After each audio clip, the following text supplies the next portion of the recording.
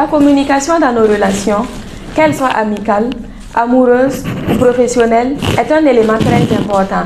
Mais cela semble être un exercice difficile pour certains, mais tout le contraire pour d'autres.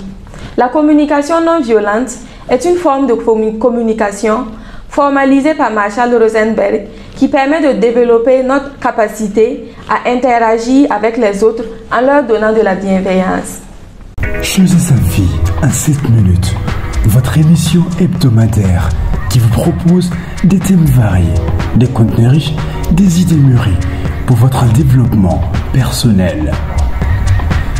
7 minutes pour changer sa vie, c'est du rire, de l'émotion, de la maîtrise et de l'écoute.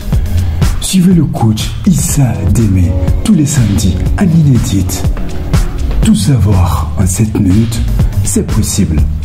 Bonjour et bienvenue à votre émission Changer sa vie en 7 minutes. Aujourd'hui, nous parlons de la communication non violente avec le coach Issa Démé ici présent. Bonjour coach. Oui, bonjour. Comment vous allez? Très bien, chez vous? Oui, ça va très bien. Ok. Alors dites-nous, qu'est-ce que la communication non violente de façon plus claire? Ok. Avant de rentrer, de définir de façon simple, il faut dire, comme vous l'avez dit dans votre introduction, les rapports humains aujourd'hui sont basés presque sur l'agressivité. C'est-à-dire que les gens passent le temps à vouloir convaincre les autres qu'à vouloir les écouter et à les comprendre. Donc, faisant que le fait qu'on ne cherche pas à comprendre ce que l'interlocuteur dit et qu'on veut forcément le convaincre, ça amène alors à des situations désagréables, d'où la naissance fait des conflits. Et lorsqu'on veut parler de la communication non violente, on prend généralement deux animaux et on essaie de faire la comparaison entre les deux animaux pour faire comprendre aux gens la notion de la communication non violente. Dans un premier temps, on fait la comparaison entre le chacal et la girafe. Le chacal qui est un animal assez violente et qui réagit de façon violente à tout ce qui bouge, mais cette réaction est basée sur les jugements de valeur. Et lorsque nous sommes dans la communication du chacal, il est essentiellement, pour tous ceux qui sont dans cette communication, ça veut dire que tout désagrément lors d'une communication équivaut soit à une récompense, soit à une sanction, ou encore en tout cas quelque chose de ce genre-là.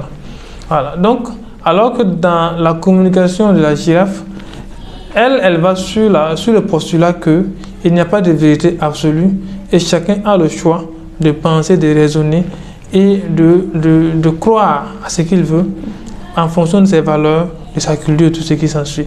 Dès lors que nous arrivons à comprendre que chacun a sa manière de voir les choses, chacun a une croyance propre, alors ça nous permet alors de pouvoir asseoir une communication qui n'est pas basée sur la violence. Okay. C'est-à-dire que nous allons tenter de comprendre notre interlocuteur, d'essayer de déterminer ses sentiments, déterminer ses émotions et également déterminer les besoins, car tout conflit renseigne sur un besoin non satisfait. Ok. Alors, quelles sont les étapes de la communication non violente? Les étapes, il y a essentiellement 4 étapes. Mais il faut dire que la communication non violente repose essentiellement sur 3 choses. Voilà. D'abord, il y a la notion des émotions. Ensuite, il y a la notion des sentiments et il y a la notion des besoins non satisfaits. Si nous prenons la phrase très simple, une personne qui vient vers vous et qui vous dit tu ris quand je parle, je me sens ridicule et je suis en colère et j'ai besoin d'être pris au sérieux. Dans cette phrase, on a une expression qui est là. Tu ris quand je parle. Je me sens ridicule, c'est une émotion. Le sentiment, c'est que je suis en colère. Et le besoin, j'ai besoin d'être pris au sérieux.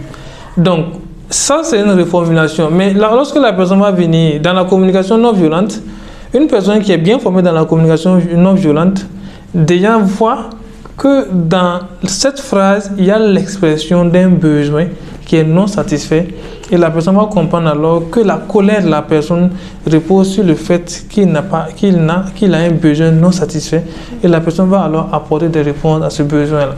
Donc les étapes de la communication non violente, c'est quoi? D'abord, il y a l'observation des faits. Okay. Comme on le dit en sociologie, il n'y a que des faits qui puissent expliquer des faits. Donc on ne va pas sur des jugements, des sentiments et des valeurs, mais on va d'abord observer les faits. Une fois qu'on observe les faits, on va maintenant observer les sentiments que ces faits entraînent, les sentiments qui découlent de ces faits. Une fois qu'on arrive à déterminer les sentiments qui découlent de ces faits, on essaie maintenant d'identifier le besoin. Une fois qu'on identifie le besoin, alors la personne formée sur la communication non violente va alors essayer de reformuler pour retrouver la demande. Va faire une reformulation. Voilà, va maintenant reprendre les phrases, les mots là, c'est-à-dire les faits, les sentiments et les besoins identifiés. Il va maintenant utiliser ça pour faire une reformulation de phrase. Une fois qu'il fait la reformulation de phrase, il va alors apporter des réponses aux faits, aux besoins. Est-ce que vous voyez? Donc il y a une demande qui est faite. Et ça, la communication, non. Donc quand une personne dit tu ne m'as pas souhaité joyeux anniversaire, et tu ne comptes pas dans ta vie, tu n'es pas gentil, tu es si sévère, tu n'es pas attentionné. Ce sont des phrases que la personne est venue expliquer. Donc vous allez voir que lorsqu'on va faire une analyse dans la communication non violente, ça dit quoi? Que on pourra dire tout simplement à mon anniversaire, tu ne m'as pas souhaité joyeux anniversaire. Voilà, je ne compte pas pour toi. Voilà, j'ai besoin d'être important dans ta vie. Donc vous voyez que déjà dans cette phrase, il y a une émotion, c'est-à-dire de rejet, qui entraîne un sentiment de colère, et on a la reformulation alors d'un besoin qui est le désir d'être important dans la vie de la personne. Donc, une fois que nous on va identifier cela, on va comprendre que tout ce que la personne dit précédemment n'est rien d'autre que le fait qu'elle a besoin de se sentir importante dans la vie. Donc, ça veut dire quoi? Que l'anniversaire fait partie des éléments importants dans la vie de ce dernier-là. Et moi, qui suis formé dans la communication non violente, je vais en tenir compte et je vais peut-être exprimer mes excuses et puis l'amener à comprendre un certain nombre de choses. Voilà. D'accord.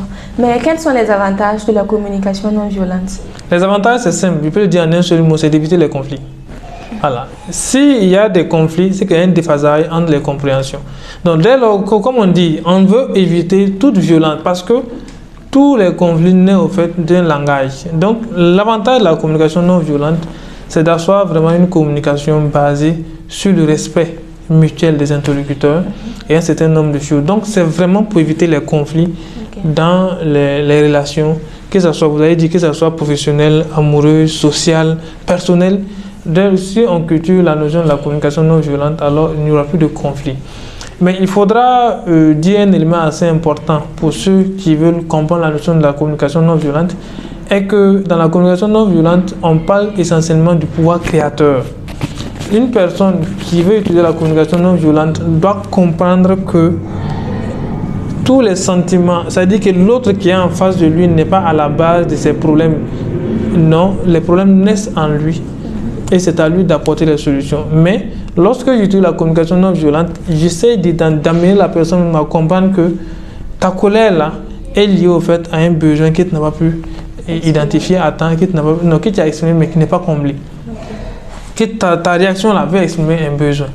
Alors, donc c'est ça en fait les avantages de la communication non violente. Donc, mais dès lors qu'on commence à accuser l'autre d'être à la base de notre problème, alors nous perdons la notion du pouvoir créateur et nous ne pouvons que subir. Mais il faut dire que nous avons ce pouvoir créateur en nous et nous sommes à la base de tous nos problèmes. L'autre ne vient que révéler quelque chose que nous ne pensons pas connaître alors qui était déjà en nous. Okay. Merci bien coach pour tous ces éclaircissements.